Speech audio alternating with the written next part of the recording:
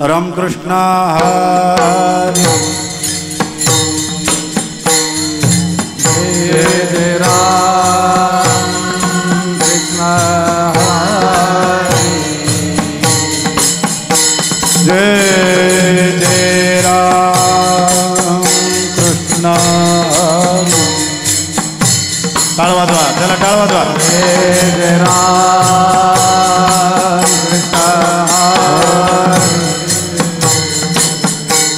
हरे जय जय राम कृष्ण हरे जय जय राम कृष्ण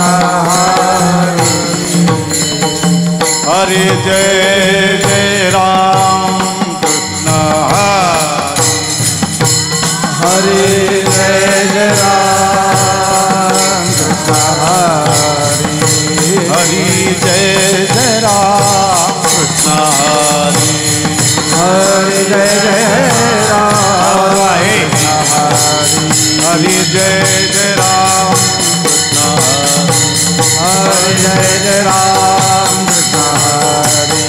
राम कृष्ण हरे जय जय राम कृष्ण जय जय राम कृष्ण हरि जय जय राम कृष्ण हरे जय जय राम कृष्ण हरि जय जय राम कृष्ण हरे जय राम कृष्ण हरि जय राम कृष्ण हरे जय राम कृष्ण हरि जय राम कृष्ण हरि हरे जय जय राम कृष्ण जय जय राम जय जय राम कृष्ण हरे जय जय राम कृष्ण हरे जय जय राम कृष्ण हरे जय जय राम कृष्ण जय जय राम कृष्ण जय जय राम हरे जय जय राम कृष्ण हरे जय जय राम कृष्ण जय जय राम कृष्ण हरे जय जय राम कृष्ण सुंदर ते ध्यान उभे विठेवरी सुंदर ते ध्यान उभे विठे सुंदर ते ध्यान उभे विठेवरी उभे विठे करकटावरी ठेवोनिया करकटावरी ठेवोनिया करकटावरी ठेवोनिया तुळसी हार गळा कास पितांबर तुळसी हार गळा कास पितांबर तुळसी हार गळा कास पितांबर तुळसी हार गळा कास पितांबर आवडे निरंतर हेच ध्यान आवडे निरंतर हेच ध्यान आवडे निरंतर हेच ध्यान मकर कुंडली तळपती मकर कुंडली तळपती श्रवणी मकर कुंडली तळपती मकर कुंडली तळपती श्रवणी कौस्तुभमणि विराजित कंठिकौस्तुभमणि विराजित कंठिकौस्तुभमणि विराजित तुळसी हार गळा तुळसी हार गळा काशी तुळसी हार गळा तुळसी हार गळा काशी पितांबर आवडे निरंतर हेच ध्यान आवडे निरंतर हेच ध्यान आवडे निरंतर हेच ध्यान तुका म्हणे माझे हेची सर्व सुख म्हणे माझे हेची सर्व सुख म्हणे माझे हेची सर्व म्हणे माझे हेची सर्व सुख पायीन श्रीमुख आवडी पायीन श्रीमुख आवडी पायीन श्रीमुख आवडी तुळसी हार गळा दास पिता तुळसी हार गळा काशी पितांबर तुळसी हार गळा दास पिता तुळसी हार गळा काशी पितांबर आवडे निरंतर हेच ध्यान आवडे निरंतर हेच ध्यान राम कृष्ण हरी जय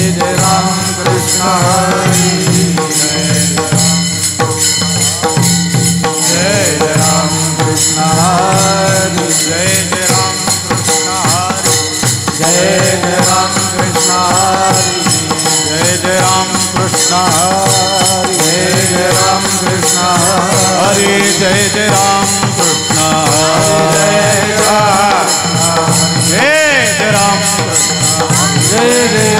कृष्ण हरे जय जय राम हरे जय जय राम कृष्ण जय जय राम कृष्ण जय जय राम कृष्ण हरि जय जय राम हरि जय जय राम हरि हरि जय जय राम हरि जय जय राम कृष्ण हरि जय जय राम हरि जय जय राम हरि जय जय राम हरि जय जय राम जय जय राम कृष्ण हरि जय जय राम जय जय राम कृष्ण जय जय राम जय जय राम हरि हरि जय जय राम हरि जय जय राम हरि हरि जय जय राम हरि हरि जय जय राम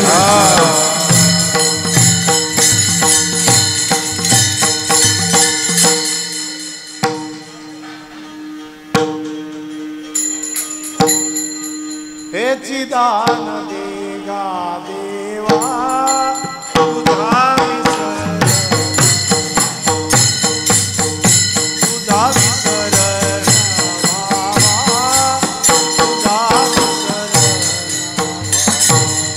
हे चिदान देगा देवा तुझा विसरण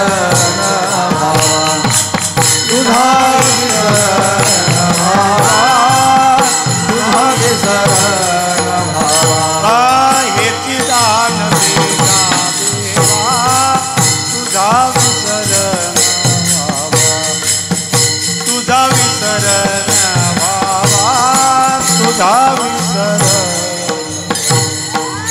चिदान देवा देवा तुझा विसरण भावा तुझा विसरण भावा गुण गाईना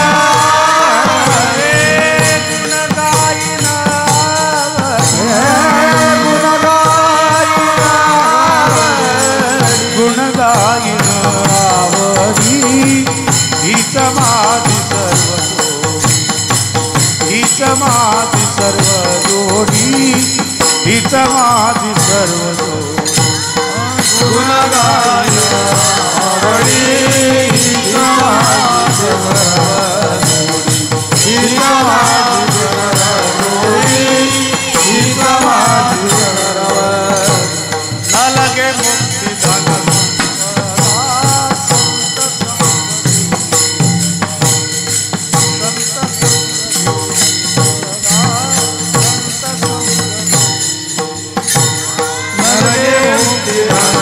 सदा संत संग दे सदा संत संग दे सदा संत संग दे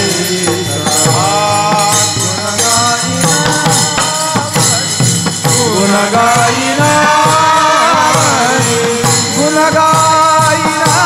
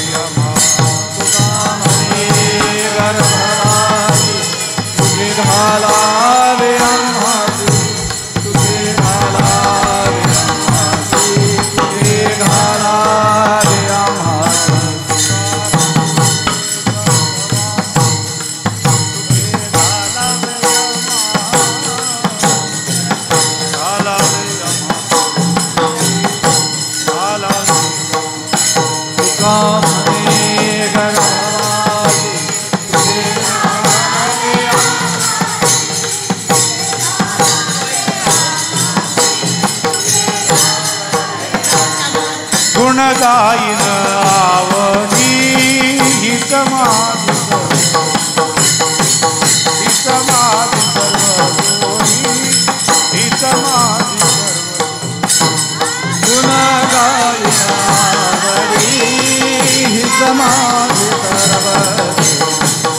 समाधि सर्वदूरी समाधि सर्वदूरी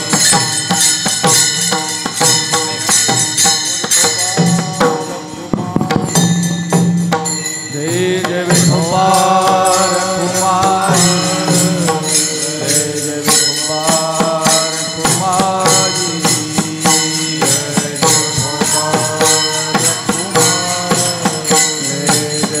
विठोबार कुमारी जय जय विठोबार कुमारी जय जय विठोबार कुमारी जय विठोबार कुमारी जय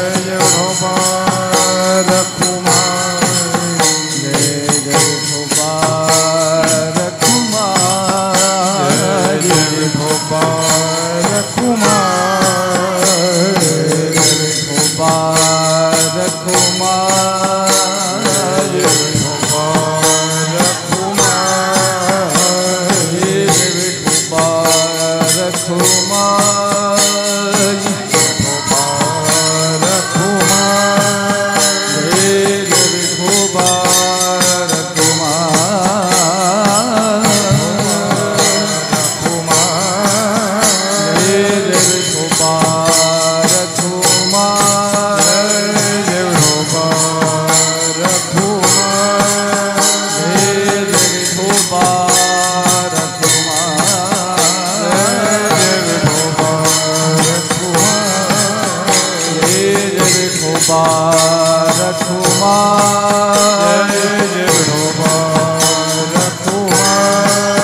जय विठोबार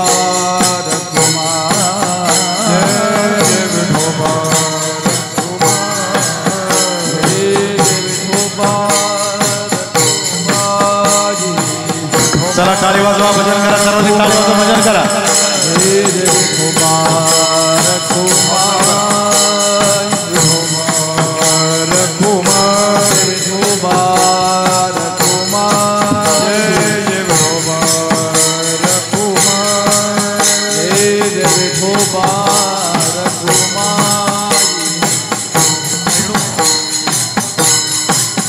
जय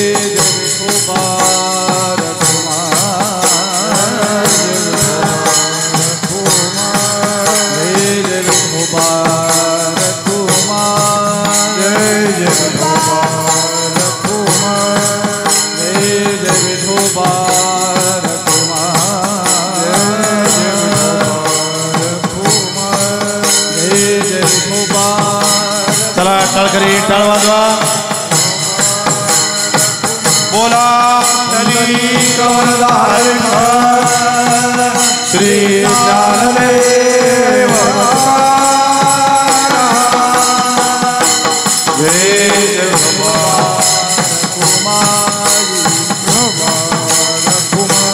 जय जय कुमार कुमारी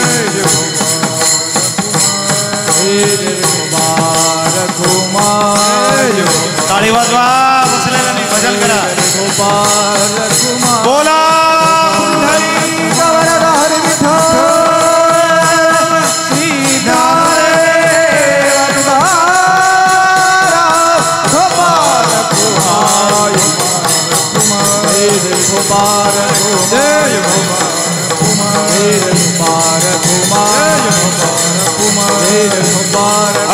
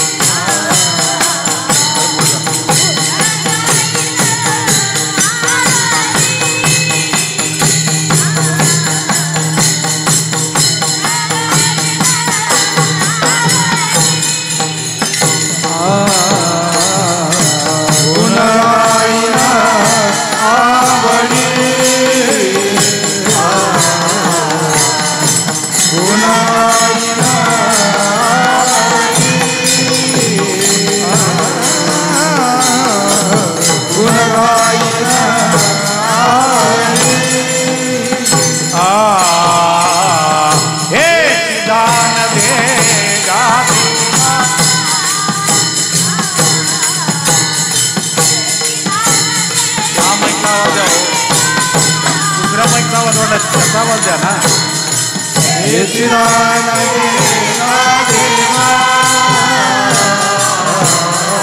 बंद करे मग.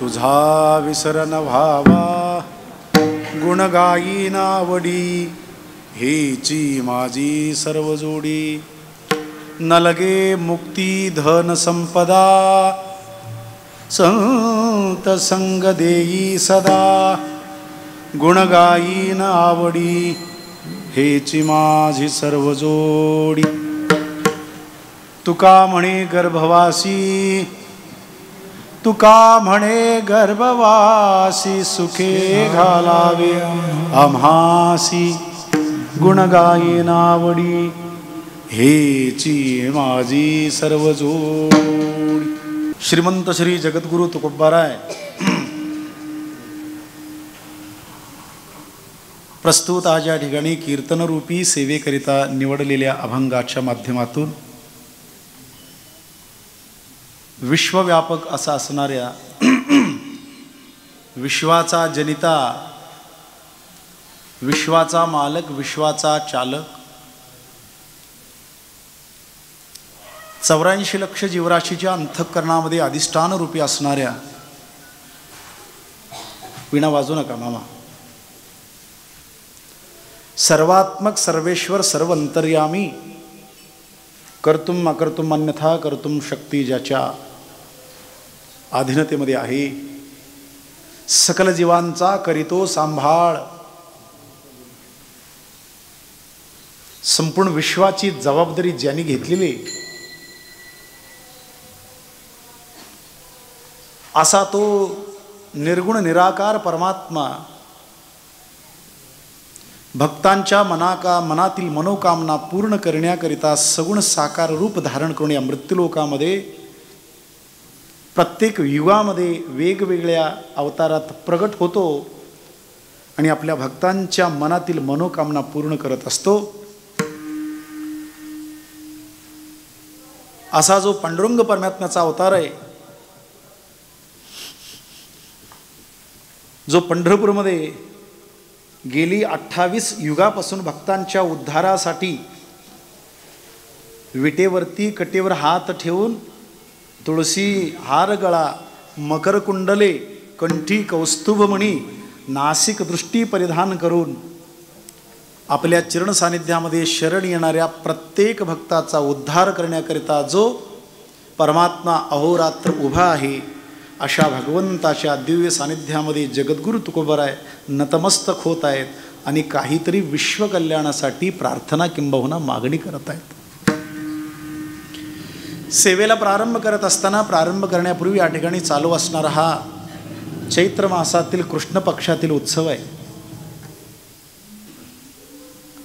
गेली अनेक वर्षापासून परंपरेने चालू असणारा हा उत्सव आहे आणि आज चैत्र वद्यातील एकादशी पर्वकाळाचा दिवस आहे. अशा पर्वकाळाचं औचित्य साधून आणि वास्तविक आजचं जो कीर्तन आहे हा जागराचं कीर्तन आहे. जागराचं कीर्तन आहे. जागराचं कीर्तन याला म्हणतात, ज्या दिवशी जागराचं कीर्तन होईल, जागराची सेवा होईल, त्याच्या दुसऱ्या दिवशी कार्यक्रमाची सांगता असते. याचा अर्थ माझ्या बुद्धिमत्तेप्रमाणे मी सांगतो, गेली 7 दिवस ज्यांना पारमार्थाच्या या साधनेमध्ये मनपूर्वक सहभागी होता आलं नाही, अशांना आज जाग करायची आहे. किंबहुना शेवटच्या दिवशी तरी या. 7 दिवस सगळे साधू संत प्रवचन कीर्तनकार वरडून वरडून वरडून घासा फुटोस्तोर वरडून सांगितला, तुम्ही आला नाही, पण शेवटच्या दिवशी तरी या, जागे व्हा. आणि उद्या सांगत आहे आणि उद्या या कार्यक्रमाची समाप्ती झाली की पुन्हा तुम्हाला 1 वर्ष या कार्यक्रमासाठी वाट पाहावी लागेल आणि 1 वर्षापर्यंत आपण या ठिकाणी असू नसू काही सांगता येत नाही. कुणाचा नंबर कधी लागेल काही सांगता येत नाही. त्यामुळे प्राप्त काळ घडी आपल्याला आपल्या जीवनामध्ये प्राप्त झालेले या सुवर्ण अवकाशाचा आपण आपल्या जीवनामध्ये अतिशय सुंदर पद्धतीने आपण याचा वापर करून घ्यायचे, उपयोग करून घ्यायचे. यासाठी हा जागराचं कीर्तन आहे, एकादशी आहे, सर्वांचंच म्हणजे उपवास आहे. या भावनेनं मी कीर्तन सेवा करतोय. म्हणजे फराळाला बऱ्यापैकी सगळे होते तिथं. मी फराळाला जात असताना सगळे फराळ करून येत होते. जरा नजर टाकली, हे सगळीच आपलीच कंपनी आहे असं माझ्या लक्षात आलं. त्यामुळे सगळ्यांचा उपवास आहे. उपवास असल्यामुळे झोप यायचं काही कारणच नाही. आणि तसं एरवी तुम्हाला झोप येत नाही, कारण तुम्ही पारमार्थावर प्रेम करणारी मंडळी आहात. आणि जरी तुम्हाला झोप येते असं मला जरी लक्षात आलं, कसं तुम्हाला जागं ठेवायचं याची पण व्यवस्था आपल्याकडे आहे. कारण उत्तम शेतकरी काय करतो, पिकावर पडणाऱ्या रोगाकडे त्याचं लक्ष असतं. बरोबर आहे ना? पिकावर पडणाऱ्या रोगाकडे त्याचं लक्ष असतं. रोग पडतोय असं वाटलं की लगेच फवारणी चालू करतो. तसं आपल्याला पण माहिती आहे, उत्तम कीर्तनकाराला माहिती असतं की आत्ता कोणती फवारणी करायची. त्यामुळे तुम्ही 100% जागे राहणार, यात काही शंका नाही. वास्तविक पवित्र अशा चिकोत्रा नदीच्या पवित्र तीरावर नदीवेस या ठिकाणी विठ्ठल मंदिर असलेलं हे सुंदर असं मंदिर आहे. आणि तुम्ही सर्वजण श्रद्धेने कीर्तन श्रवण करण्याकरता या ठिकाणी आलेला आहात. आमचे बालवारकरी या ठिकाणी आहेत आणि परिसरातील सगळे गुणीजन, गायक, वारकरी, वादक, सगळे कीर्तन प्रवचनकार या ठिकाणी उपस्थित झालेले. तुम्हा सर्वांच्या साक्षीने मी आज सेवा करण्याचा प्रयत्न करतो आहे. सतत कार्यक्रम असल्यामुळे थोडासा आवाजावर परिणाम झालेले तुम्ही समजून घ्याल, या भावनेने मी सेवा करायला प्रारंभ करतो आहे.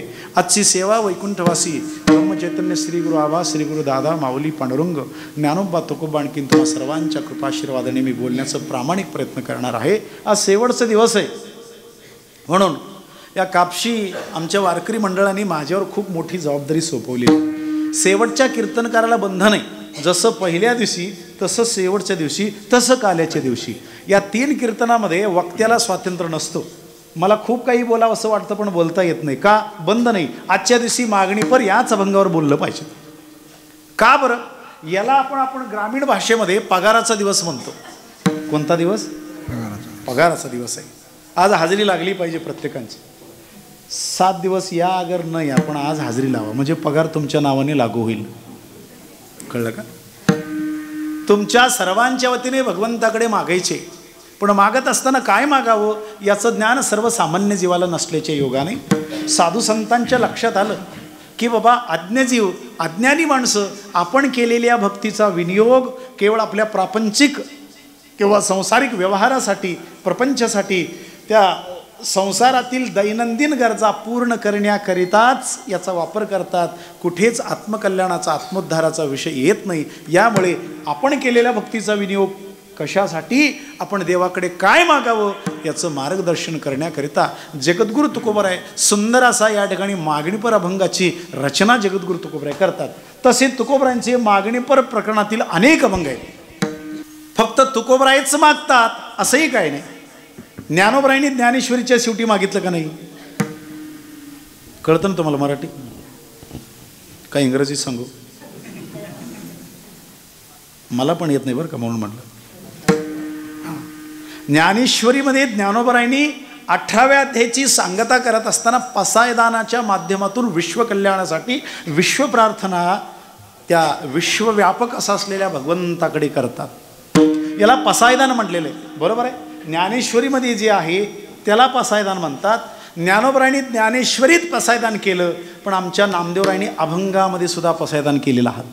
नामदेवराय जसे पसायदान करतात तसेच नाथ बाबा, तसेच तुकोबराय या सर्व साधू संतांनी उपरोक्त कार्यकारण संबंध संपल्यानंतर ज्यासाठी आपण या ठिकाणी मृत्यूलोकामध्ये अवतीर्ण झालो होतो ते कारण संबंध पूर्ण झालेला आहे. भगवंतानी जे कार्य आपल्याकडे सोपवलेलं होतं ते कार्य परिपूर्ण सिद्धत्वात गेलेलं आहे, परिपूर्ण झालेलं आहे. आता देवाकडं काहीतरी मागावं या भावनेने संत महात्मे देवाकडे मागत असतात. आता माऊलीने मागत असताना आता विश्वात्मके देवी येणे वाग्यज्ञ तोषावे, तोषोनी मज द्यावे पसायदा नाही. देवा, माझ्या कार्याशी तू जर संतुष्ट झालेला असशील तर जे मी मागतो ते मला दे. संत मागत असताना जगत कल्याणाचा विचार होतो. संत महात्मे कधी स्वतःसाठी मागत नसतात, स्वतःच्या कुटुंबासाठी मागत नसतात, किंवा सांसारिक प्रापंचिक वृद्धीसाठी संत महात्मे कधीच देवाकडे मागत नसतात. लक्षात असू. पसायदानच्या पहिल्या ओवीच्या नंतर 2 प्रकारची मागणी ज्ञानोबरायांनी केलेले. जे खळांची व्यंकटी सांडू एक आणि दुरिताचे तिमिर जाओ, 2 प्रकारची मागणी ज्ञानोबरायांनी केलेली आहे. याच पद्धतीने आमचे नामदेवराय मागतात. नामदेवराय सुद्धा मागत असताना देवाकडे पसायदान नामदेवरायांचा कोणता आहे? अकल्पायुष भावे दया गुणा, अकल्पायुष भावे दया गुणा, अकल्पायुष भावे दया गुणा, अकल्पायुष भावे दया गुणा, माझिया सकळा हरे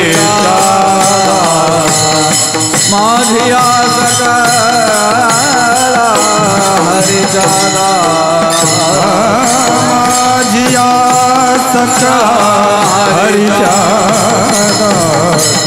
माझिया सकळा हरीच्या कल्प आयुष्य भावे दया कुळा कल्प आयुष्य भावे दया कुळा कल्प आयुष्य भावे दया कुळा कल्प आयुष्य भावे दया माझिया सकळा हरीच्या माझिया सकळा हरीच्या माझिया सकळा हरीच्या माझिया सकळा हरीच्या कल्पायुष्य भावे तया कुळा माझिया सकळा हरीच्या दासा कल्पनेची बाधा न हो कुणे काळी ही संत मंडळी सुख्यासो. नामदेवरायांनी शेवटच्या चरणामध्ये मागत असताना नामा म्हणे तया म्हणलेले. तया हा शब्द फार महत्त्वाचा आहे, कारण संत महात्मे ज्यावेळी वाङ्मय करत असतात त्या पाठीमागे फार मोठा अभ्यास आहे, फार मोठा इतिहास आहे. नामा म्हणे तया, कोण? ज्यामुखी निदान तया नामा म्हणे असावे कल्याण. ज्यामुखी निधान पांडुरंग, ज्यांच्या मुखामध्ये भगवत भक्ती आहे, पांडुरंगाचं नामचिंतन सतत करत आहेत, ते त्यांचं कल्याण असो असं नामदेव या अभंगामध्ये पसायदान करत आहेत. त्याच पद्धतीने तुकोबरायांचा हा अतिउत्कृष्ट अभंग मी सेवा करण्याकरता घेतलेला आहे. या अभंगाचा सार्थ, अभिप्रेत किंवा प्रतिपाद्य विषय प्रतिपादन करत असताना 2 मिनिटं वेळ घेतो आणि आपण नंतर सविस्तर चर्चा करू. जगद्गुरु तुकोबराय देवाकडे मागत असताना याच्या पाठीमागे एक छोटीशी कथा आहे. कथा ही काल्पनिक आहे. तुम्ही म्हणाल कुठे आम्हाला वाचायची सांगा, ही काल्पनिक आहे. काल्पनिक कथा जोडून अभंगाचं लिंक मला तुम्हाला द्यायची आहे.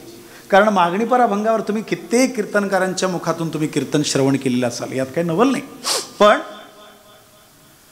या अभंगामध्ये जगद्गुरु तुकोबराय देवाकडे मागत असताना काय जगद्गुरु तुकोबरायांच्यावर असा प्रसंग आला की तुकोबराय मागण्यासाठी प्रवृत्त झाले.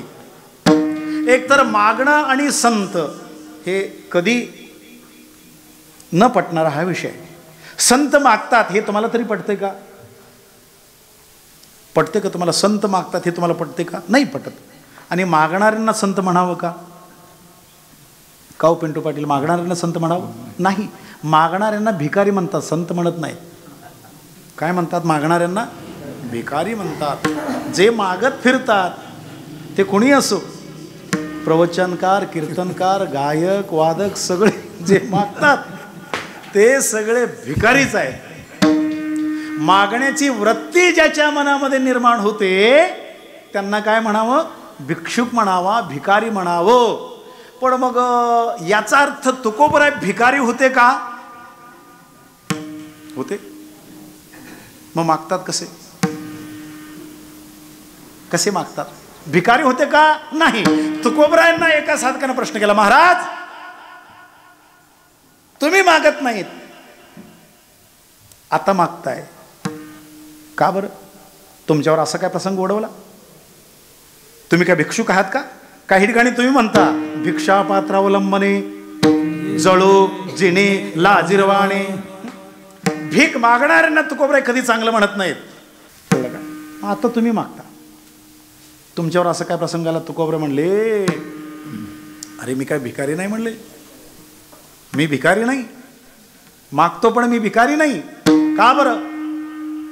मला स्वतः करिता मागावा एवढा मी दुबळा नाहीये, एवढं मी दुबळा नाही, एवढं मी दीन नाही. का? त्रिभुवनीचे राज्य सांडोनिया दूरी, झालो से भिकारी पंढरीचा, झालो से भिकारी पंढरीचा, झालो से भिकारी पंढरीचा. त्रिभुवनीचे राज्य सांडोनिया दूरी, झालो से भिकारी पंढरीचा, झालो से भिकारी पंढरीचा.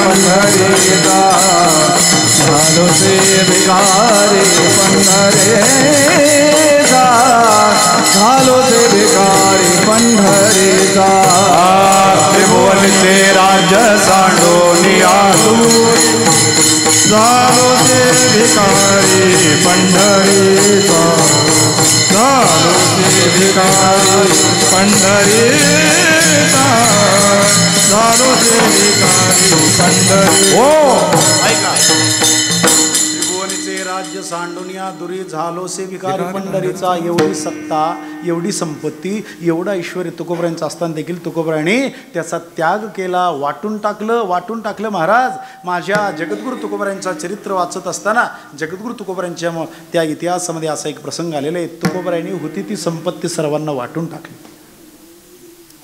एवढी श्रीमंती तुकोबरायांची होती. ठीक आहे, मग ते तुकोबराय देवाकडे मागत आहेत, काही ना काहीतरी कारण असावं. ते काय कारण आहे याचा शोध आपल्याला या कीर्तनाच्या माध्यमातून घ्यायचे. आजची सेवा वैकुंठवासी ब्रह्मचैतन्य श्री गुरु आबा, श्री गुरु दादा, माऊली पांडुरंग ज्ञानोबा तुकोबा आणखीन तुम्हा सर्वांच्या कृपाशीर्वादाने सेवा करण्याचा मी प्रयत्न करतो आहे. प्रारंभी त्या भगवंताची आराधना करून आपण आपल्या सेवेला प्रारंभ करायचे. पांडुरंगा करू प्रथम नमन. बोला पांडुरंगा प्रथम पांडुरंगा प्रथम पांडुरंगा प्रथम दुसरे चरणा संताजिया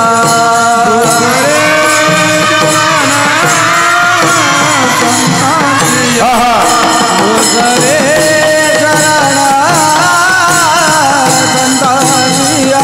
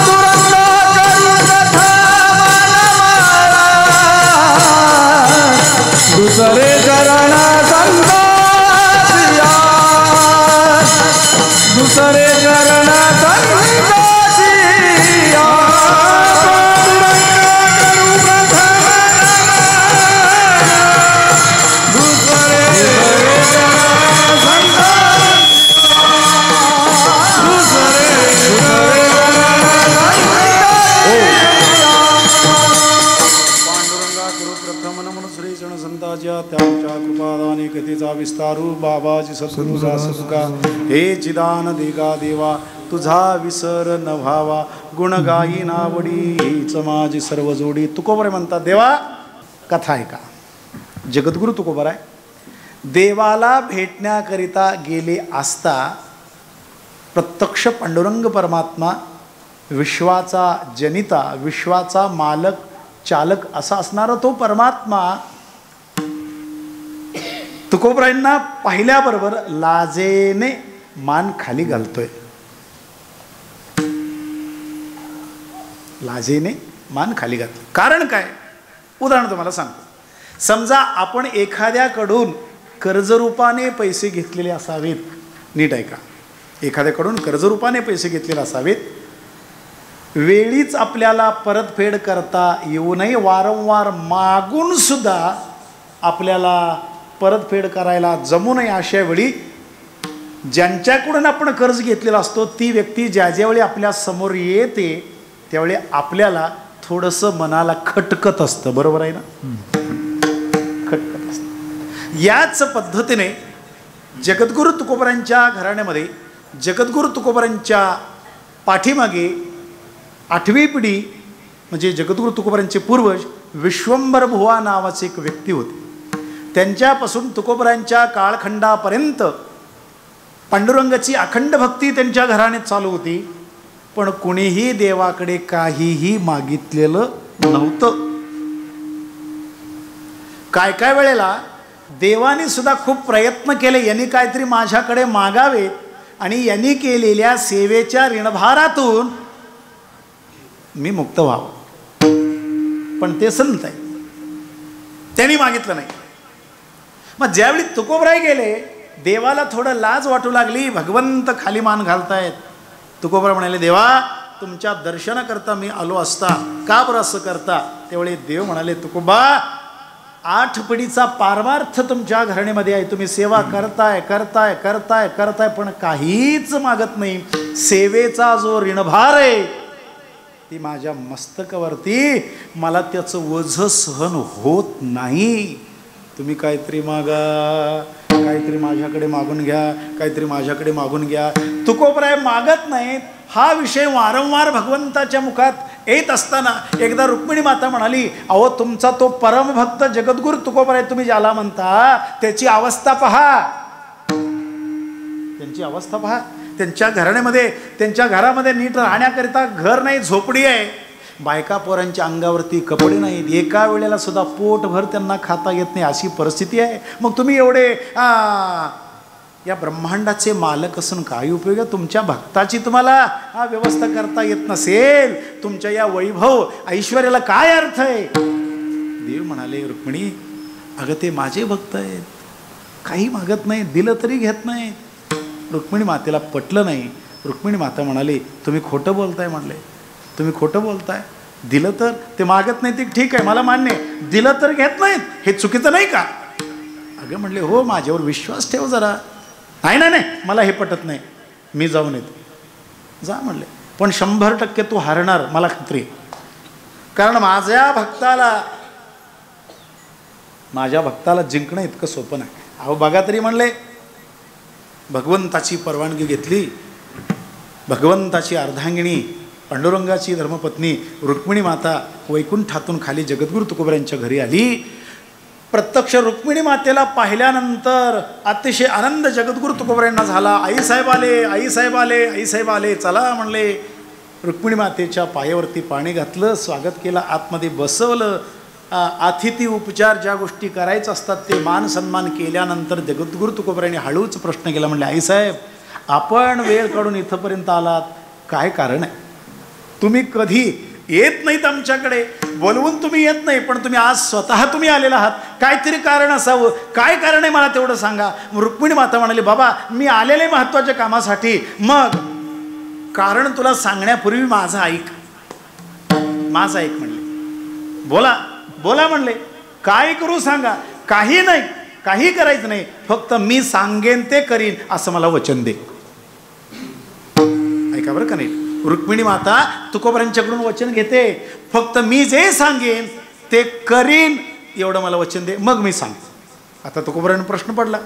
तुकोबराय म्हणाले, आता काय करावं, वचन देऊन फसलो तर पुन्हा अवघड होऊन बसेल, कारण ती जगन्माता आहे, अर्धांगिनी आहे भगवंताची, देवाला जाऊन तक्रार सांगणार वगैरे वगैरे, आपण शब्दाला मुकणार, वचनाला आपण वचन भ्रष्ट होणार. मग काय करावं, काय करावं, काय करावं? ते भगवंताचे भक्त आहेत, भगवंताचे भक्त आहेत, अतिशय अतिशय चतुर आहेत, हुशार आहेत. तुकोबराय म्हणाले, आईसाहेब ठीक आहे, ज्या अर्थी तुम्ही अतिथी म्हणून माझ्या घरी आलेला आहात, तुम्हाला संतुष्ट करणं हे माझं कर्तव्य आहे. तुम्हाला संतुष्ट करणं हे माझं कर्तव्य आहे. सांगा, तुम्ही जे सांगाल ते मी करायला तयार आहे. नुसतं तोंडी नको,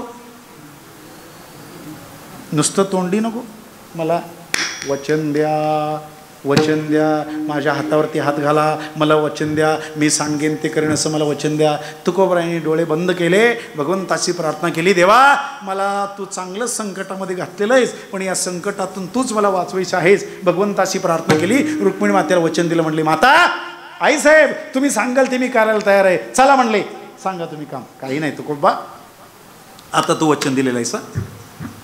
वचन, लाडक्या बहिणींनो, वचन 2100चं वचन, 1500 का 2100 जमा झालेलं नाही? झालेत ना? नाही झाले का? वा क्या बात. तुम्हाला काय माहिती 30 तारखेचं? यांना माहिती. हा ऐका, ठीक आहे, वचन दिलेलं आहेस बरं का, वचनाला बदलायचं नाही, वचन पाळटायचं नाही, बोले तैसा चाले, बरोबर आहे. जसं बोललेलं आहे तसं चाललं पाहिजे. हो म्हणले, हो म्हणले.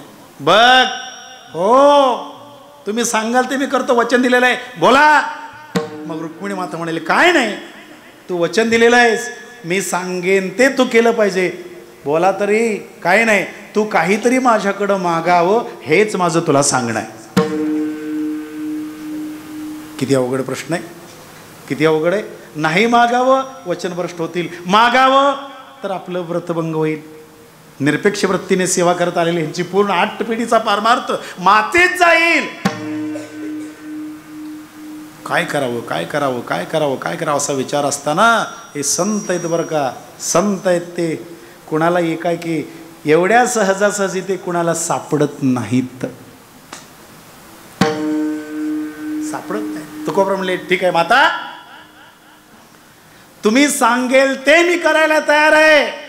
तुम्ही सांगितलं ना माझ्याकडे काहीतरी माग म्हणून, मी मागायला तयार आहे, पण मी जे मागेन ते तुम्ही द्याल अशी मला वचन द्या. बरोबर आहे ना, तुम्ही माझ्याकडून वचन घेतले की नाही, आता तुम्ही मला वचन द्या. रुक्मिणी माता एवढी नटली तुम्हाला सांगतो महाराज, तिनं आपल्या पतिदेवाला नाव ठेवू लागले, आमच्या यांना काही कळतच नाही म्हणून. हे सगळे रुक्मिणी म्हणत असतात. तुम्ही सगळे रुक्मिणी तुमच्या पांडुरंगाला म्हणताय की नाही, अहो तुम्हाला काय कळत नाही का बसा, म्हणताय की नाही, खरं सांगा. कधी ना कधी म्हटलेलं असणार, होय का नाही. हा होय बरोबर आहे. आमची पण रुक्मिणी म्हणते आज, आमच्या यांना काय कळतच नाही. असो गमतीचा विषय. रुक्मिणी माता म्हणली आमच्या यांना द्यावं लागते म्हणून उगाच काहीतरी कारण सांगत होते. आता तुकोबर आहे मागायला तयार झालेले आहेत, मी जिंकणार मी जिंकणार मी जिंकणार मी जिंकणार. बरं झालं म्हणले काही विचार केला नाही. रुक्मिणी मातेनं जगद्गुरु तुकोबारांच्या हातावरती हात घातला, म्हणले तुकोबा तुम्ही जे मागाल ते मी द्यायला तयार आहे, मागा मागा. म्हणले काय पाहिजे ते मागून घ्या, मी द्यायला तयार आहे. काही मागा, काहीही मागा, मी द्यायला तयार आहे. तुकोबाराय म्हटले बघा चुकचिला, विचार करून वचन द्या. नाही नाही काय विचार करायचे, वचन दिलेले माग मागा, तुम्ही काय मागास ते. तुकोबाराय मागतात बरं का रुक्मिणी मातेकडे. म्हणले माता आई साहेब तुम्ही मला वचन दिलेलं आहात, आता नीट ऐका. म्हणले मी काय मागणार आहे आणि तुम्हाला काय द्यावं लागणार आहे. माग म्हणले बाबा एकदा माग, मी द्यायला समर्थ आहे, द्यायची माझी तयारी आहे, माग म्हणले. मग तुकोबराय म्हणाले मी मागतो म्हणले, नीट लक्ष द्या आणि नीट ऐका आणि मग माझ्या मागणीची पूर्तता तुम्ही करा. हो म्हणले ठीक आहे माग. त्यावेळी तुकोबराय हात जोडतात, विनंती करतात, रुक्मिणी मातेला म्हणतात रुक्मिणी माता आज जे तुम्ही आमच्या घरी देहुग्रामी आमच्या घरी अतिथी म्हणून जे आलेला आहात ना, हे माझं मागणं आहे. कोणतं? तुम्ही अतिथी म्हणून जे माझ्या घरी तुम्ही आलेला आहात ना, हेच पहिलं आणि हेच शेवटचं असावं, पुन्हा तुम्ही आमच्या घरी यायचं नाही असं मला वरदान द्या. काय मागितलं? रुक्मिणी माता नटली होती, काहीतरी द्यावं काहीतरी द्यावं काहीतरी द्यावं म्हणून नटली होती. तुकोबारे म्हणाले तुमचं येणं आमच्या घरी पहिलं आणि शेवटचं असावं, एवढंच मला वरदान द्या. रुक्मिणी माता खिजली महाराज. रुक्मिणी माता नाराज झाली, उदास झाली, तिथून पळाली वैकुंठाकडे. देव वाटच बघत होते, देव वाटच बघत होते. आतमध्ये आल्याबरोबर देव हसत हसत म्हणाले या या या या या या म्हणले तुमच्या कामामध्ये तुम्हाला यश मिळालं का? रुक्मिणी माता लाजली, म्हणले देवा तुमच्या भक्तांना जिंकणं इतकं सोपं नाही, फार कठीण आहे, फार कठीण आहे. मग असे तुकोबराय देवाकडे गेले आणि देव म्हणतो तुकोबा काहीतरी मागावं लागेल बरं का, काहीतरी मागावं लागेल. वारंवार वारंवार वारंवार म्हणसे काही तरी मनसी काही तरी म्हणसे काही तरी मनसी काही तरी हे देगा पांडुरंगा, हे देगा पांडुरंगा, हे देगा पांडुरंगा, बोला बोला हे देगा पांडुरंगा, हे देगा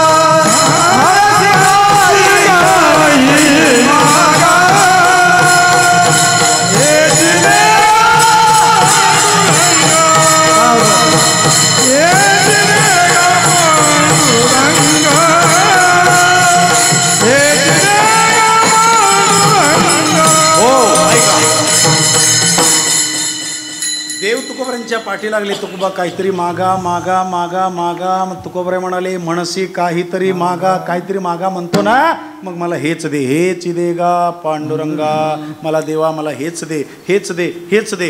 काय दे असं भगवंताने प्रश्न केल्यावर तुकोबराय म्हणाले तू माग म्हणतोयस ना, मी मागतोय, पण मला मी जे मागतो तेच मला द्यायला पाहिजे. काय मागितलं तुकोबरायनी? हे चिदान देगा देवा तुझा विसर न व्हावा, गुणगाई नावडी हेची माझी सर्व जोडी. देवा मला हेच दे. दर्शक सर्वनाम, दर्शक सर्वनाम आहे. हेची, हेच मला दे. काय दे? कदापि कोणत्याही प्रसंगामध्ये मला तुझं विसर पडता कामा नये असं मला वरदान दे. असं जर तू केलंस ना तर मी काय करेन? अतिशय आनंदाने गुणगान करेन, आवडीने भजन करेन, नाचेन, उड्या मारेन, कारण सर्वस्वी माझा तूच आहेस. ठीक आहे. मग तुकोबरायने काय पाहिजे हेही सांगितलं, काय नको तेही सांगितलं.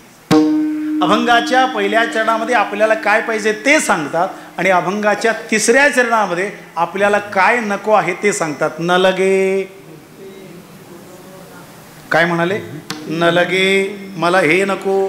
काय नको? मुक्ती. न लगे मुक्ती, न लगे धन, न लगे संपदा. न लगे मुक्ती, धन, संपदा या गोष्टी मला नको आहेत. मुक्ती मला नको, धन मला नको, संपत्ती मला नको, ऐश्वर्य नको. मग काय पाहिजे? संत संग देई सदा. साधू संतांची संगत मला सदैव दे. याकरिता पुन्हा पुन्हा मी जन्माला येईन. गर्भवास दुःख मला भोगावा लागला तरी सुद्धा चालेल. मी जन्माला येईन आणि तुझी सेवा करीन, आनंदाने भजन करीन आणि या भक्ती सुखाचा आनंद घेईन. असा एकूण मागणी घेऊन जगद्गुरु तुकोबराय देवाच्या दरबारामध्ये दाखल झालेले आहेत. जगद्गुरु तुकोबराय देवाकडे मागत असताना, देवा तुझं मला विसर पडता कामा नये असं मागतात. म्हणजे जगद्गुरु तुकोबरायांना देवाचा विसर पडत होता का अशी शंका निर्माण होते. कळलं का? पण एका बाजूला तुकोबरायांची जर अवस्था आपण पाहिली, तुकोबरायांची अवस्था कशी होती? कशी होती? सदैव सतत दिनरजनी हाची धंदा, गोविंदाचे पवाडे, पांडुरंग ध्यानी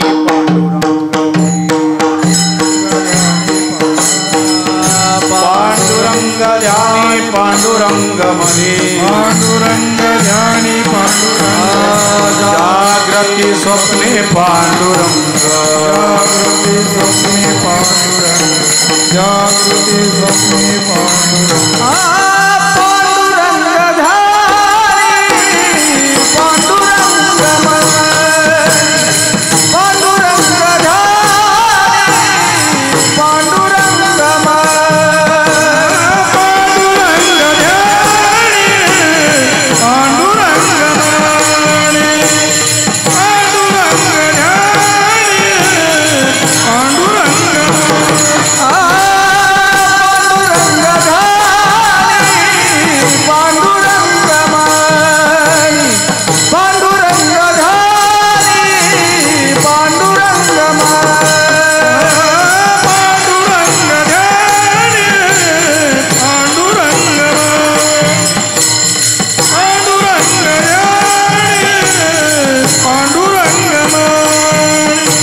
जागृती स्वप्नी पांडुरंग, जागृती स्वप्नी पांडुरंग, जागृती स्वप्नी पांडुरंग,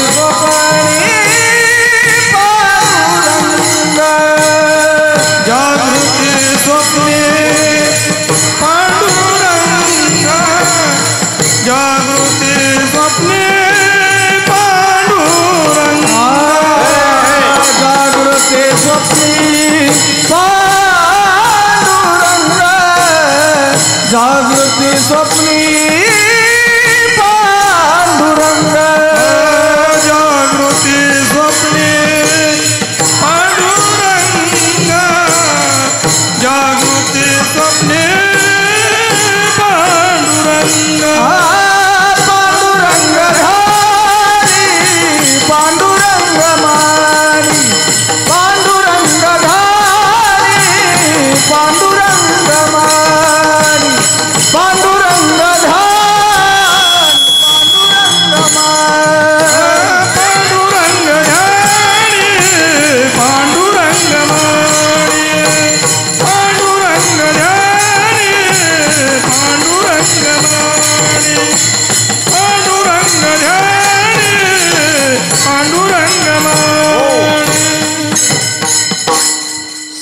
सुखामध्ये भगवन नाम चिंतन करणारे जगद्गुरु तुकोबराय देवाकडे मागत असताना, देवा मला विसर पडता कामा नये. कधी विसरले होते का जगद्गुरु तुकोबराय देवाला? सतत आत्मस्वरूपाच्या ठिकाणी जागृत असलेले संत जगद्गुरु तुकोबराय सतत भगवन नामचिंतन करणारे, अहोरात्र एकही क्षण न विसरता सतत नामचिंतन करणारे जगद्गुरु तुकोबराय या अभंगामध्ये मागत असताना, तुझं मला विसर पडता कामा नये. याचा अर्थ काय की बाबा तुकोबराय स्वतःकरिता मागत नसून देवाकडे काय मागावं याचं मार्गदर्शन करत आहेत. का आम्ही तुम्ही देवाला विसरले आहोत का?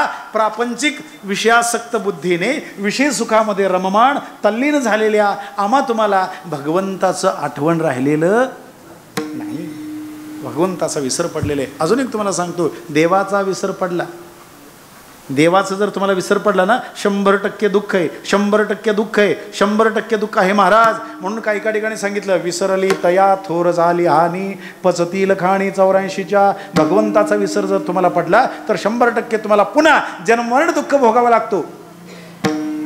आणि एक तुम्हाला सांगतो, पारमार्थामध्ये जागृत अवस्था असायला पाहिजे. कळलं का? जागृत अवस्था, विसर आणि आठवण या दोन गोष्टी जीवनामध्ये फार महत्त्वाच्या आहेत. आपण ज्यानं आपल्याला जन्माला घातलेलं आहे, ज्या भगवंताने आम्हा तुम्हाला देहा दान म्हणून आम्हा तुम्हाला प्रदान केलेलं आहे, जेणे हा जीव दिला दान तयाचे करीन चिंतन, जगत जीवन नारायण गायीन गुण तयाचे, दिले इंद्रिये हात पाय कान डोळे मुख बोलाया वचन, जेणे तू जोडसी नारायण, नासे जीवपान भवरोग.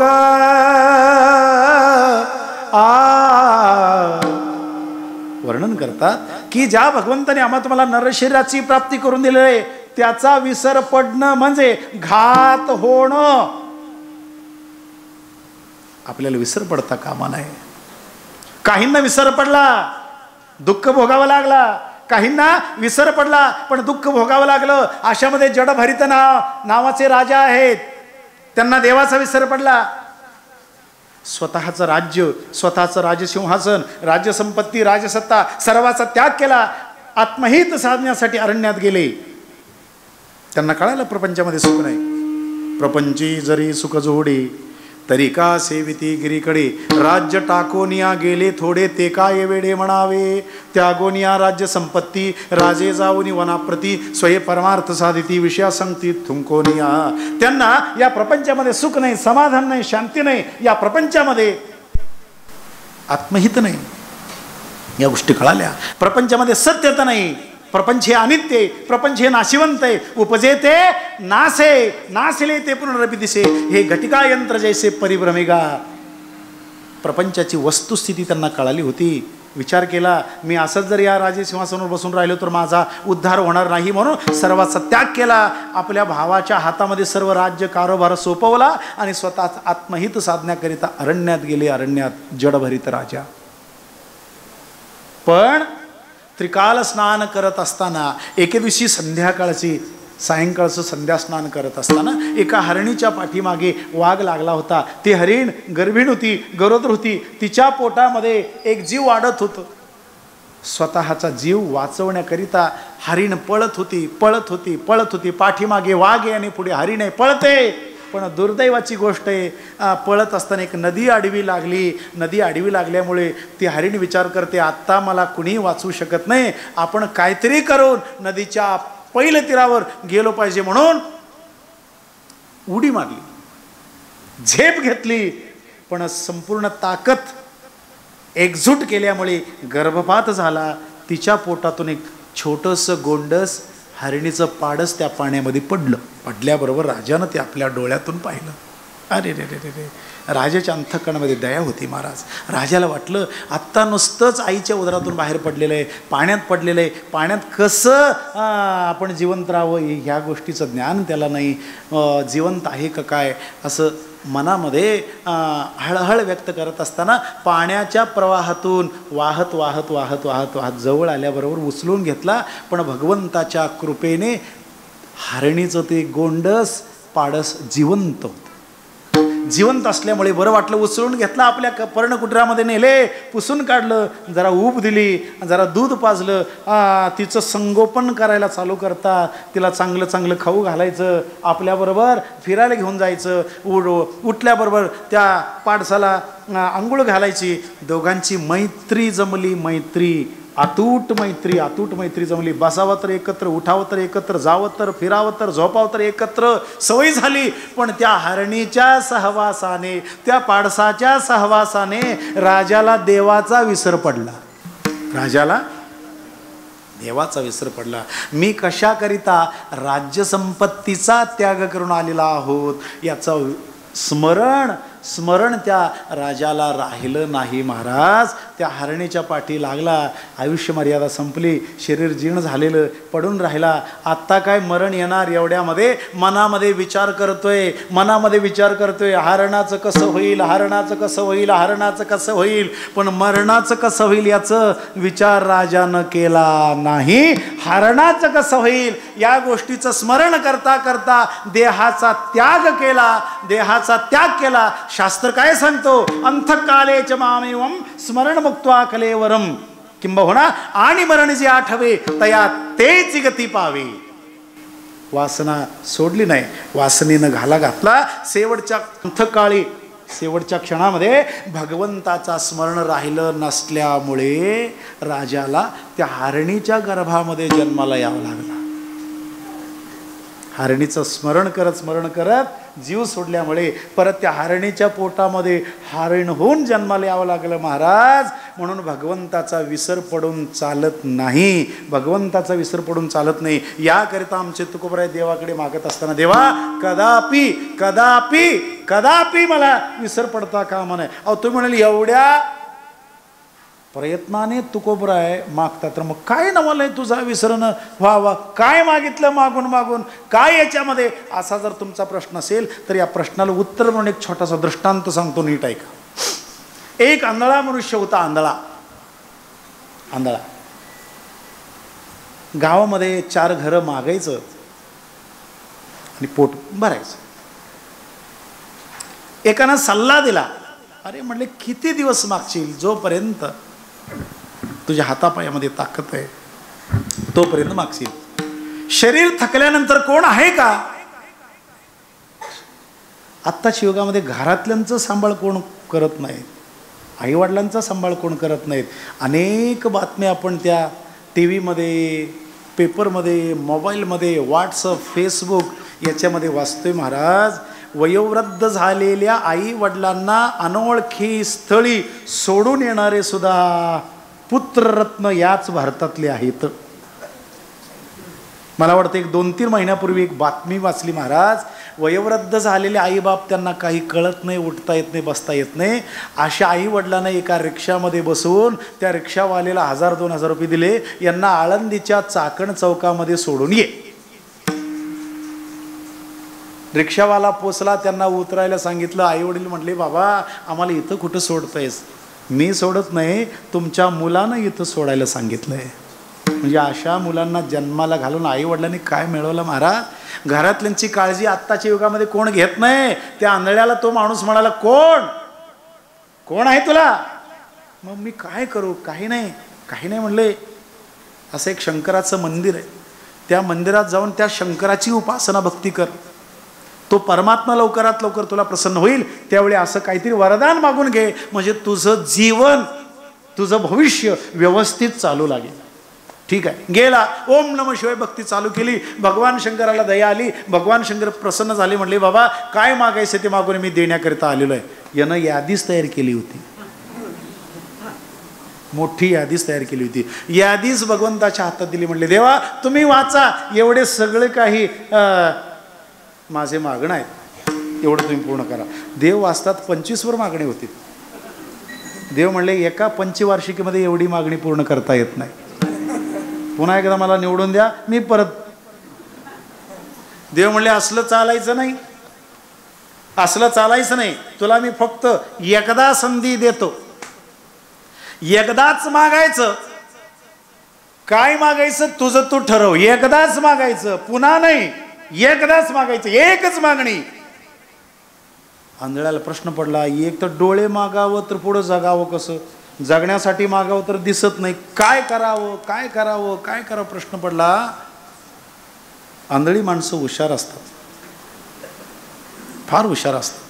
ते म्हणला, देवा मला एक 2 मिनिटाची वेळ द्या, मी मागतो. भगवंत म्हणाले, 2 मिनिटं का 5 मिनिटं घे, पण एकदाच माग.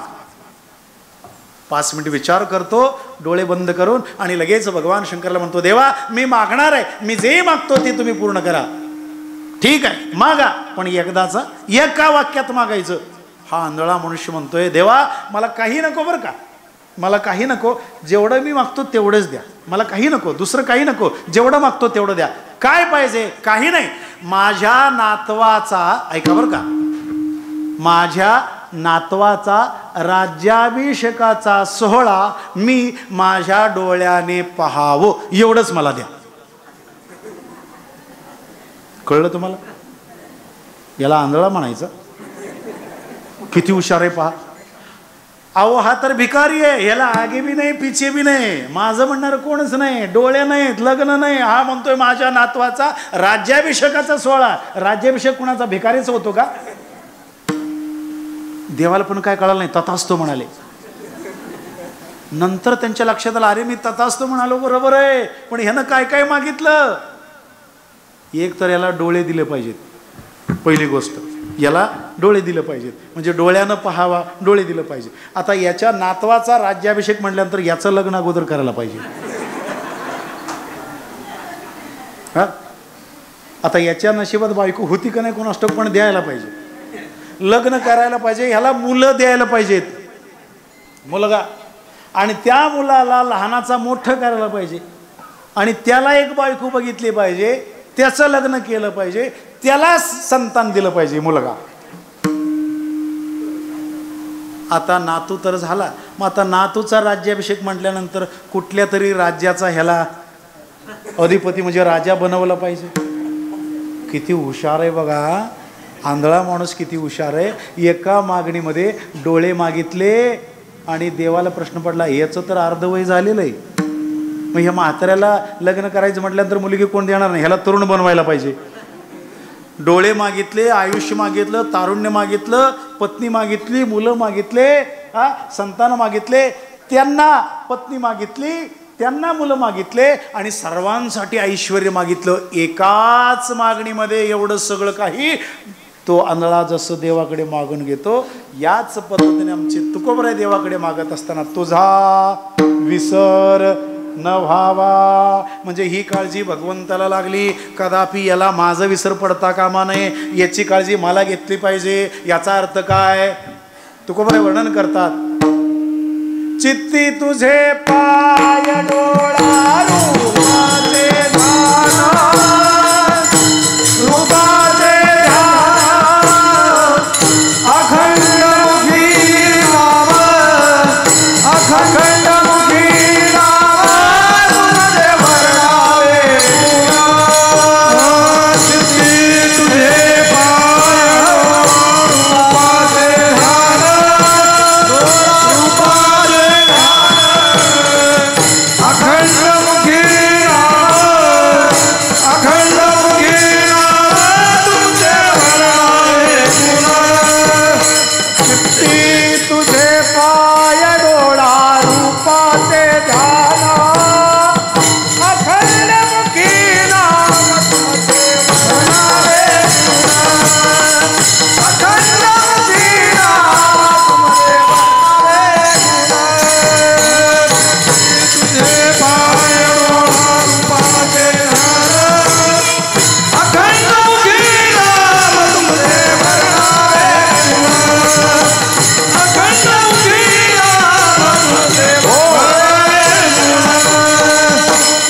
तुकोबराय मागत असताना देवाकडे मागितलं, तुझा विसर न व्हावा, मला तुझा विसर पडता कामा नाही. पण मागण्यामध्ये काय आहे? अखंड अंतःकरणामध्ये भगवंताचं नामचिंतन चालू राहावा. चित्तामध्ये चित्ती तुझे पाय, चित्तामध्ये तुझे चरण, चित्ती तुझे पाय डोळा, रूपाचे ध्यान, माझ्या दृष्टीमध्ये सतत सुंदर असा सगुण साकार मूर्ती, अखंडमुखी नाम, तुमचे वर्णावे गुण, माझ्या मुखामध्ये अखंड तुझं नामचिंतन व्हावा. एकाच मागणीमध्ये मागितले. का बरं मागतात? तर आम्हा तुम्हाला त्या भगवंताचा आत्मस्वरूपाच्या ठिकाणी आपण जागीन आहोत. आत्मस्वरूपाचा आपल्याला विसर पडल्यामुळे जीवाला जन्ममरण दुःख भोगावं लागतो. जन्ममरण दुःखातून मुक्त होण्याकरिता आपण देवाकडे काय मागावं याचं ज्ञान नाही. देवाकडे काय मागावं यासाठी तुकोबराय देवाकडे प्रार्थना करत असताना सुंदर असं मागणी करतात. हे चिदान देगा देवा तुझा विसर न भावा, गुणगायी नावडी हेची माझी सर्व जोडी. लक्ष देऊन ऐका. आता वास्तविक तुकोबराय विसरबोळे आहेत. तुकोबरायांना देवाचा विसर पडलेला असं जर तुमचं मत असेल, अहो तुकोबराय ज्या रस्त्याने चालायचे त्या रस्त्यातील मातीसुद्धा विठ्ठल विठ्ठल विठ्ठल विठ्ठल विठ्ठल म्हणायची. बरोबर आहे ना? ज्यावेळी जिजामाता तुकोबरायांना भाकरी घेऊन जायची भंडारा पर्वतावर जात असताना तुकोबराय सांगायचं नाही मी कुठे जातो कुठे बसतो, पण ती माता एवढी हुशार आमची जिजामाता रस्त्याने चालत असताना जिथं एखाद्या ठिकाणी फाटा फुटलेला आहेत 2-3 रस्ते आहेत त्या प्रत्येक रस्त्यातील माती उचलून आपल्या कानाला लावायची. ज्या रस्त्याच्या मातीतून विठ्ठल विठ्ठल विठ्ठल विठ्ठल भजन ऐकू येतो त्या रस्त्यातून बरोबर आपल्या तुकोबरायांच्या पर्यंत जाऊन पोचत होती. एवढी भक्ती श्रेष्ठ तुकोबरायांची. मग तुकोबरायांना देवाचा विसर पडेल का कधी? पडणार नाही महाराज, पडणार नाही. पण आम्हा तुम्हाला विसर पडलेले याकरिता आमच्या तुमच्या वतीने जगद्गुरु तुकोबराय देवाकडे प्रार्थना करत आहेत. म्हणून अभंगाच्या पहिल्या चरणामध्ये तुकोबराय देवाकडे मागत असताना हे चिदान देगा देवा तुझा विसर न भावा, गुणगायी नावडी हेची माझी सर्व जोडी. म्हणा पिंटू पाटील.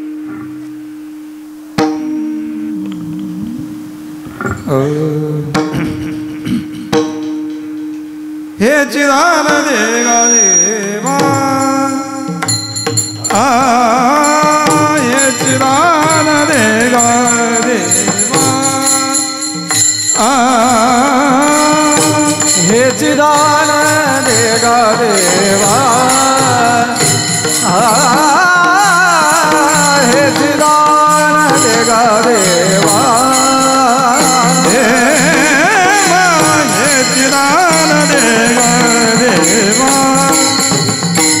देवा हे चिदान देगा देवा, हे चिदान देगा देवा, हे चिदान देगा देवा, तुझा विसर न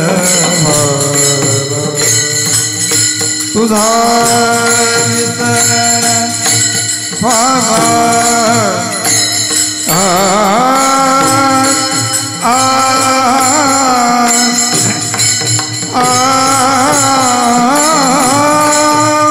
तुझा विसर भावा, विसर न भावा, तुझा विसर न भावा,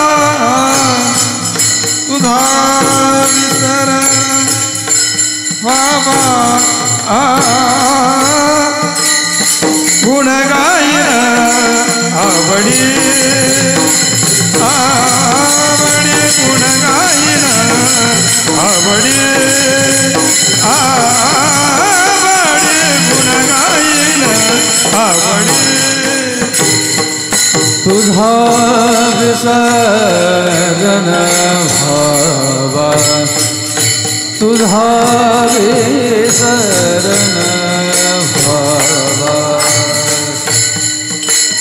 तुझा विसरण भावा, गुण गायन आवडी, गुण गायन आवडी, गुण गायन हेची माझी सर्व जोडी, हेची माझी सर्व जोडी,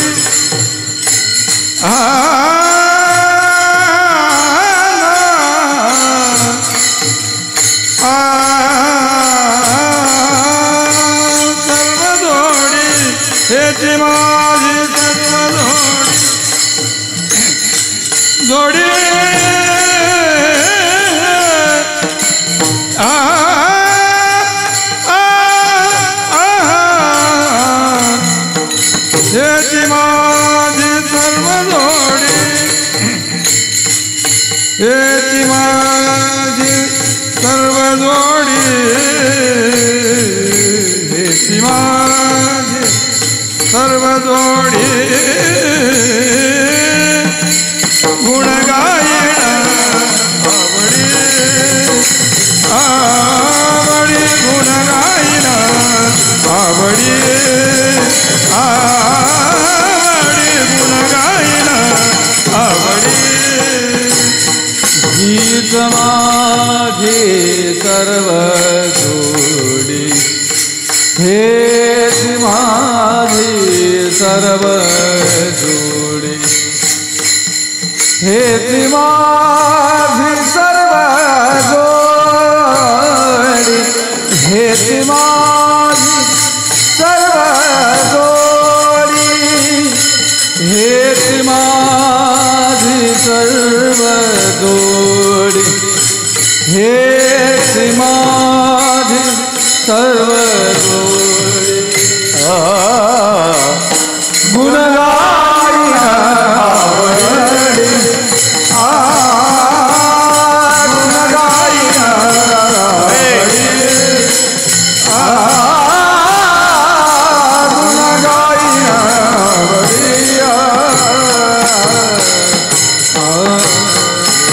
विठोबार कुमाई जय जय विठोबार कुमाई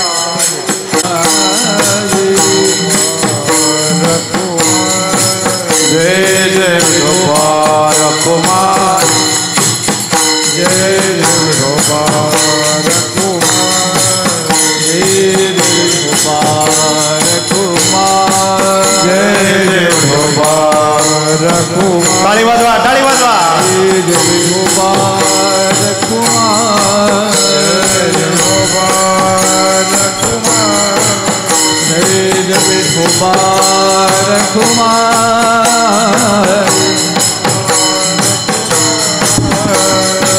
विठोबार कुमाई जय जय विठोबार कुमाई टाळकरी हा जय जय विठोबार कुमाई विठोबार कुमाई जय जय विठोबार कुमाई विठोबार कुमाई जय विठोबार कुमाई जय जय विठोबार टाळी वाजवा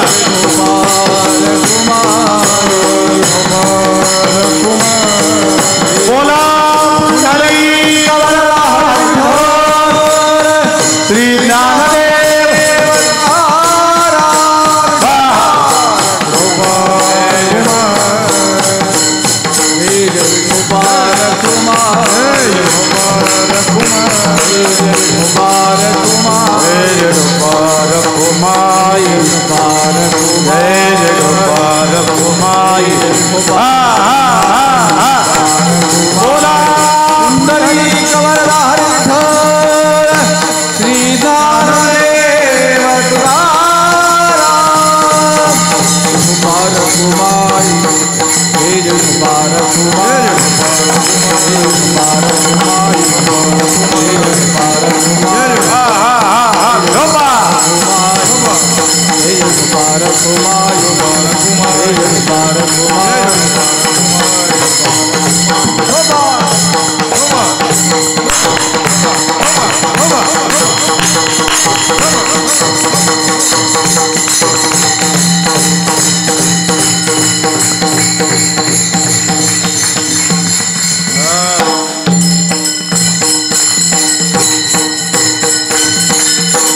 ज्ञानदेव विसरण भावा गुण गायी नावडी हेची माझी सर्व जोडी. जगद्गुरु तुकोबराय देवाकडे मागत आहे, देवा कदापि मला विसर पडता कामा नये. तुझं विसर पडणं माझ्यासाठी चांगलं नाही. मला जन्ममरण दुःख भोगावं लागेल. याकरिता देवाकडे जगद्गुरु तुकोबरे प्रार्थना करीत आहेत. संत महात्मे ज्या ज्या गोष्टी करतात ते सर्व काही आम्हा तुम्हाला मार्गदर्शन म्हणून करत असतात. का तैसे संत जगी क्रिया करुनी दाविती अंगी. कळलं का? स्वतः क्रिया करतात, स्वतः आचरण करतात. म्हणून तर ज्ञानेश्वरीमध्ये येथ वडील जे जे करीती असं सांगितलेलं आहे. आमच्यापुढं जे जे संत महात्मे होऊन गेले त्या संत महात्म्याने देवाकडं आपल्याला काय मागावं याचं मार्गदर्शन करत असताना, माहिती आहे साधू संतांना, मागत असताना अनेकांना कळालेलं नाही की देवाकडे काय मागावं.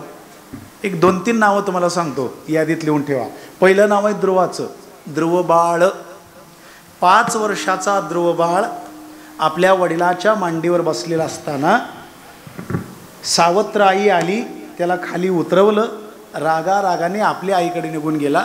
आपल्या आईला प्रश्न केलं, आई मला बसलेल्या ठिकाणावरून कुणीही मला उठ म्हणता कामा नये, अशी जागा मला कुणाकडून मिळेल?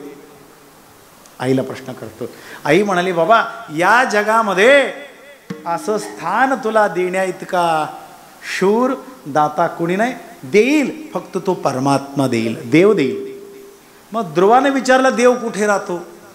आता 5 वर्षाच्या त्या ध्रुव बाळाला काय माहिती आहे देव कुठे राहतो? आई उगाच म्हणाली, देव अरण्यात राहतो, देव जंगलात राहतो. लगेच 5 वर्षाचा ध्रुव बाळ घरातून बाहेर पडला. देवाकडे जावं, देवाकडे आपण काहीतरी मागावं म्हणून घरातून बाहेर पडला. महाराज अरण्यात जातो, त्याला माहीत नाही, 5 वर्षाच्या त्या लेकराला माहीत नाही अरण्यामध्ये जाऊन कशी साधना करावी, कशी भक्ती करावी, कशी उपासना करावी, काही माहीत नाही. एका झाडाखाली बसून राहिला आणि त्या भगवंताला आठवतो. देव काही यायला तयार नाही. मग त्यावेळी ध्रुवाला असं वाटलं, मी ज्या पद्धतीने त्याला बोलवतो ते त्याला आवडत नसेल म्हणून तो येत नाही. म्हणून ध्रुवानं काय निर्णय घेतला तुम्हाला सांगू का? जोपर्यंत परमात्मा येऊन मला भेटत नाही तोपर्यंत आपण श्वासच घ्यायचं नाही. असं तुम्ही ठरवा, बघूया जरा. जोपर्यंत परमात्मा येत नाही तोपर्यंत आपण श्वास घ्यायचाही नाही, सोडायचे नाही. श्वास रोखून धरला. पण एवढी पात्रता ध्रुवाची होती महाराज, संपूर्ण विश्वाचं श्वास कोंडलं. विश्वाचं श्वास कोंडलं. 84 लक्ष जीवराशीचा जीव घालमेल होऊ लागला. देवाला काळजी पडली, आता आपल्याला जावं लागेल. देव पळतच आला. ध्रुवाला विचारलं, म्हणले, बाबा अरे ए ध्रुवा, तुला काय पाहिजे? अहो अज्ञ बालक आहे, त्याला काही कळत नाही. 5 वर्षाचा लेकरू आहे, लहान बाळ आहे. तो म्हणाला, तुम्ही कोण? अरे म्हणले, बाबा तू ज्याचं ध्यान करतो आहेस ना तो मी परमात्मा आहे. असं का? बरं ठीक आहे. तुला काय पाहिजे रे बाबा? एवढं तू लहान आहेस, इथं येऊन मला पाचारण करतो, मला बोलवतो, तुला काय पाहिजे? त्यावेळी ध्रुवानं मागितलं, मला कुणीही उठ म्हणू नये अशी जागा तुमच्याकडून मला पाहिजे आहे. ध्रुवानं मागितलं, मला कुणीही उठ म्हणू नये अशी जागा मला द्या. भगवंताने तथास्तु म्हणून ध्रुवाला कायमस्वरूपी अढळपद म्हणतात. त्याला काय म्हणतात? अढळपद देऊन टाकलं ध्रुवाला. आजही ध्रुव नक्षत्राच्या रूपाने अमर आहे. बरोबर आहे? ध्रुवतारा म्हणून त्याला ओळखतात. पण मागितलं, देवानं दिलं. पण आमचे संत किती चतुर, आमचे संत महात्मे किती चतुर. त्या ध्रुवाला प्रश्न करतात, ए ध्रुवा, तुला भगवंताने आढळपद दिलेलं आहे, बरोबर आहे? हो. मग ज्या ठिकाणी तू आहेस त्या ठिकाणी तू सुखी आहेस का? तुला आढळपद मिळालेलं आहे हे 5 वर्षाकरता नाही, निवडणूक लढवून यायला पाहिजे, जिंकून यायला पाहिजे असंही काही नाही. किंबहुना तुला त्या खुर्चीवर सिंहासनावर बसवण्याकरता 144 आमदार लागतात असंही काही नाही. मेजॉरिटीची काही भानगड नाही, कायमस्वरूपी तुला दिलेलं आहे. मग तू सुखी आहेस का असा प्रश्न केल्यानंतर ध्रुव दुःख व्यक्त करतोय. महाराज, ओ संत महात्मे, माझी चूक झाली. देवाकडे काय मागावं मला कळालं नाही. काय कळालं नाही तुम्हाला सांगतो. अहो म्हणले मी भावनेच्या भरामध्ये भगवंताकडे आढळपद मागितलं, पण भगवंताने देऊन टाकलं. पण आज रोजी मला पश्चाताप होतो आहे. का बरं? तुम्हा सर्वांना पाहिल्यानंतर मला पश्चाताप होतो. मी जर या मृत्यूलोकामध्ये जन्माला आलो असतो तर या वारकऱ्यांच्या समवेत गळ्यामध्ये माळ, हातामध्ये टाळ, खांद्यावरती पताका घेऊन पंढरपूरला भजन करत गेलो असतो. माझ्या पांडुरंगाचं दर्शन मी घेतलं असतं. पण इथं बसल्यामुळे मला इथून हालता येत नाही. पश्चाताप होतोय. चूक झाली ध्रुवाची. ओवी आहे. ध्रुव म्हणे मी चुकलो, व्यर्थची गुंतोनी राहिलो, जरी का मृत्यूलोकी असतो तरी धावोने पंढरीये जातो. ध्रुव चुकतोय. ध्रुवाची चूक झाली, सोडून द्या. दुसरं नाव सांगतो. दुसरं कोण? रावणाचा बंधू कोण? विभीषण. बरोबर आहे ना? विभीषण. विभीषण प्रभू रामचंद्राला शरण जातोय. प्रभू रामचंद्र म्हणाले तुम्ही शरण आला, या धर्मयुद्धामध्ये तुमच्याकडून मला भरपूर सहकार्य होणार आहे. मग त्या बदल्यामध्ये तुम्हाला काय पाहिजे? अगोदरच मागितलं. विभीषण म्हणाला देवा तुम्ही उदार आहात, तुम्ही कृपाळू आहात, तुम्ही दयाळू आहात, तुम्ही काहीही देऊ शकता. हो, तुम्हाला काय पाहिजे? काही नाही. ज्यावेळी तुम्ही या रावणाचा वध कराल ना त्यावेळी या लंकेचा अधिपती मला बनवा. लंका मला दान म्हणून द्या. कोण मागतोय? विभीषण देवाकडे मागतोय. अरे बाबा, अविनाशी असणारा परमात्मा भेटल्यानंतर तुला अजून नाशिवंत लंका मागावेसे वाटते. हे बरोबर आहे का चुकीचं आहे? कसं वाटतं तुम्हाला? चुकीचं आहे ना? चुकीचं आहे ना? रावण आणि मंडोदरीचा संवाद चालू असताना मंडोदरी म्हणते ओ महाराज तुम्हाला का कळत नाही? का तुम्हाला कळत नाही? तुमचा बंधू विभीषण प्रभू रामचंद्राला शरण गेलेलं आहे. बघा तुम्ही पण जा, तुमचा उद्धार करून घ्या. विभीषण. रावण म्हणाला अगं मंडोदरी तुला कळत नाही, कुणाला शहाणा म्हणतेस? तो विभीषण. त्याच्या इतका मूर्ख जगात दुसरा कोणी नाही. का? अगं म्हणले प्रत्यक्ष प्रभू रामचंद्राचा सानिध्य प्राप्त झालेला असताना सुद्धा त्यानं मुक्ती मागायला पाहिजे होती, मोक्ष मागायला पाहिजे होतं, प्रत्यक्ष भगवत स्वरूप त्याला प्राप्त झालं असतं. पण नाशिवंत लंका मागतोय. शरण आला तुझं मूर्ख विभीषण, लंका दान तेने मागितले. मनसी विभीषण शहाणा, परितो महामूर्ख जाणा. प्रभू रामचंद्र देण्यास समर्थ आहेत. तथास्तु. ठीक आहे. राज तिलक लावला. कुणाला? विभीषणाला. बसवला. मारुतरायानं पाहिलं. मारुतराय चतुर.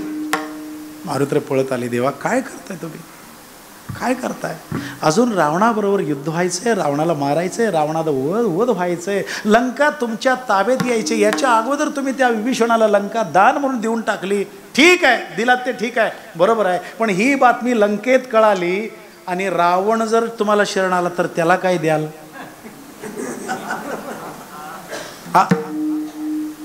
लंकेवर तुमची सत्ता आल्यानंतर तुम्ही लंका देणार ना विभीषणाला? हो ठीक आहे. मग रावण शरण आला तर त्याला काय द्याल? काय आहे तुमच्याकडं? प्रभू रामचंद्र हसत हसत म्हणाले. प्रभू रामचंद्र म्हणतात विभीषण शरण में आयो किया लंका दान. विभीषण शरण आला, त्याला लंका दान म्हणून देऊन टाकली. आता रावण शरण आला तर रावण शरण में आये तो करूंगा अयोध्या दान.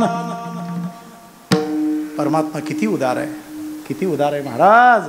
तुझे औदार्य जाणो स्वतंत्र, देता न म्हणसी पात्रा पात्र, परी कैवल्यायसे पवित्र जे वैरिया ही दिदले. देव देऊने उदार भक्ता देतो अमर पदे, देता न म्हणे साना थोर वैरिया तेची दे. कळलं का? तो परमात्मा देत असताना विचार करत नाही, देऊन टाकतो. भगवंत म्हणाले रावण शरण आला तर माझी अयोध्या त्याला दान म्हणून देऊन टाकेल. पण काय मागावं हे आपल्याला कळायला पाहिजे.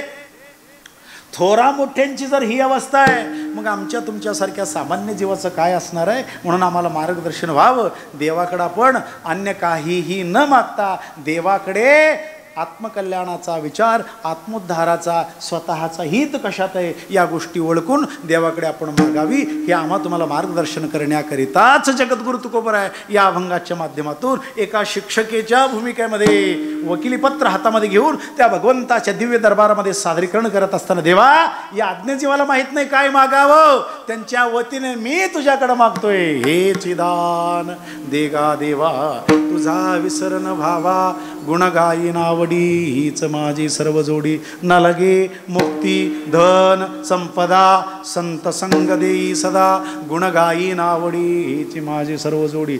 तुका म्हणे गर्भवासी सुखे गालावे आम्हासी, गुण गायी नावडी हीच माझी सर्व जोडी. म्हणून आपणही प्रापंचिक संबंधाने, सांसारिक संबंधाने, संपत्तीच्या ऐश्वर्याच्या संबंधाने देवाकडे काहीही न मागता देवाकडे एवढंच मागायचे, देवा माझ्या अंतःकरणामध्ये पारमार्थ करण्याची वृत्ती, पारमार्थ करण्यासाठी प्रेम भक्ती वृद्धिंगत हो. माझ्याकडून अविरतपणे तुझी सेवा तूच करून घ्यायचे आणि मला पारमार्थ करण्याची बुद्धिमत्ता देऊन माझा उद्धार कर, एवढंच त्या देवाकडे मागायचे आणि आपला प्राप्त झालेल्या या नरशरीराची आपण सार्थकता करून घ्यायचे.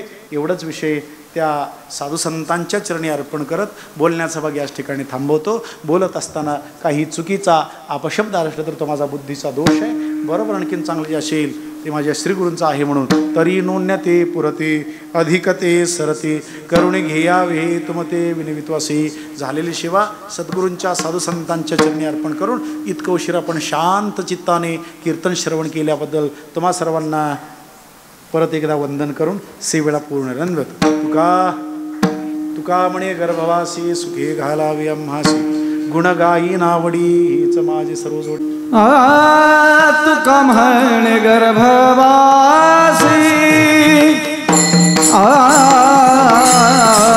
तुका म्हणे गर्भवासी,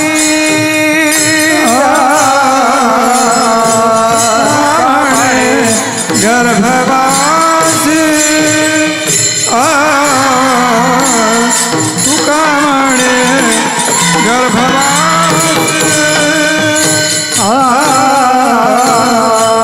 तुका म्हणे गर्भवासी, तुका म्हणे गर्भवासी,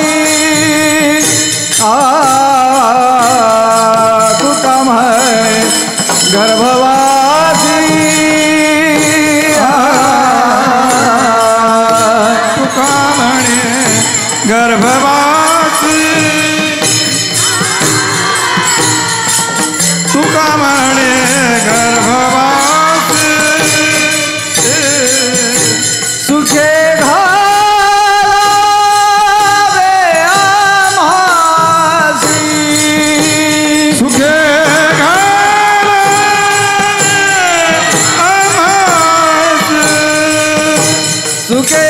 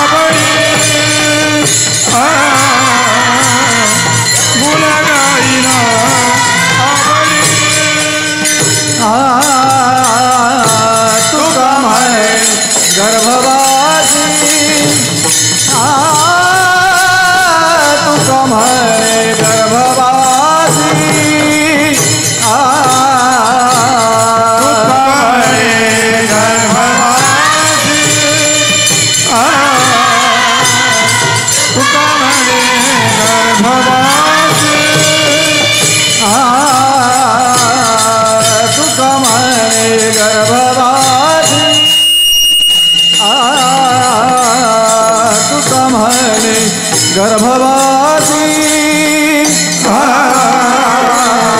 तुका म्हणे गर्भवासी.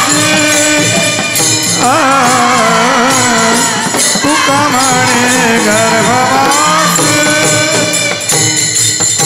सुखे घालावे आभासी सुखे घालावे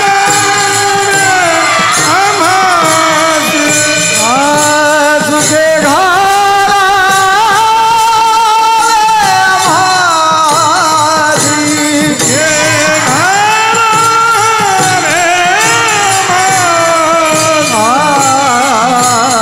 गुण गायन आवडी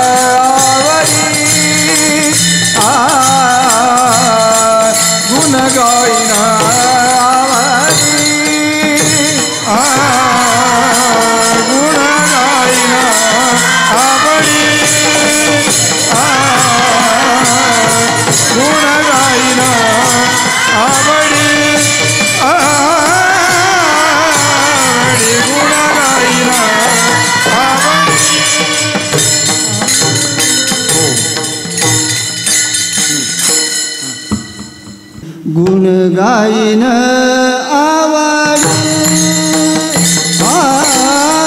गुण गायन आवडी गुण गायन आवडी गुण गायन आवडी गुण गायन आवडी गुण गायन आवडी गुण गायन आवडी गुण गायन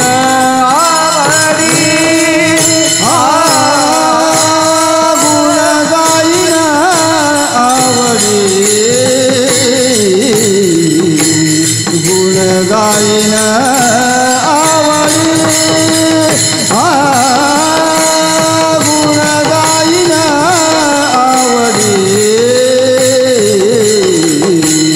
गुण गायन आवडी गुण गायन आवडी आवडी गुण गायन आवडी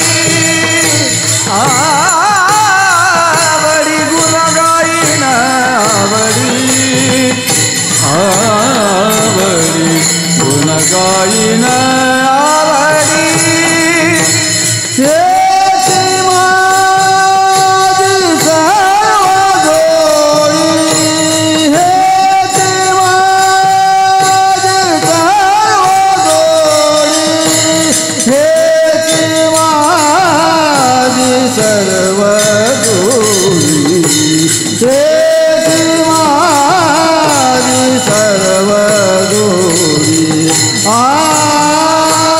गुण गायन आवडी गुण गायन आवडी गुण गायन